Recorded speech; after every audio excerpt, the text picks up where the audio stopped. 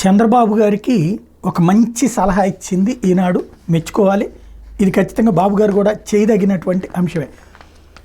5 ఏళ్లు సంక్షోభంలో కొట్టుమిట్టాడిన రాష్ట్రాన్ని గాడిలో పెట్టాలని సరైన వ్యూహమే కీలకం అంటూ, అందులోనే వ్యవసాయ ప్రధానమైన రాష్ట్రంలో సాగునీటి ప్రాజెక్టుల నిర్మాణం రాష్ట్ర అభివృద్ధికి అత్యవసరం. తక్కువ ఏంతో త్వరగా నిర్మించగలిగే వాటికి తొలి ప్రాధాన్యం ఇచ్చి పూర్తి చేసే ఆయకట్టుని వీలైనంత వేగంగా సాగులోకి తీసుకురావచ్చు.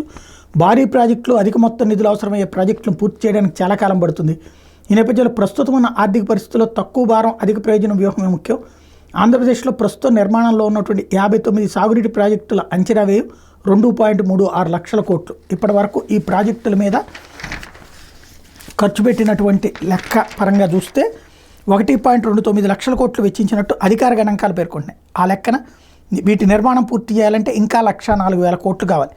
మొత్తం 59 ప్రాజెక్టులు 31 ప్రాజెక్టులకు ప్రాధాన్యంగా గుర్తించి చాలిన నిధులు కేటాయిస్తే త్వరితగతిన ప్రయోజనాలు అందుతాయని అధికారిక గణాంకాలు చెప్తున్నాయి.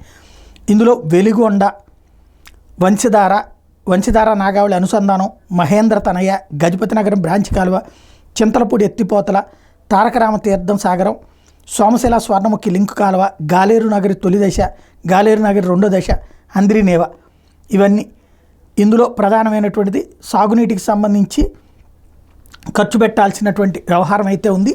వీటిని త్వరగా పూర్తి చేస్తే ఆయా ప్రాంత ప్రజలు శాశ్వతంగా గుర్తుపెట్టుకుంటారన్నటువంటిది చెప్తోంది. చాలా మంచి సలహానే, బాబు గారు పాటించదగ్గదే.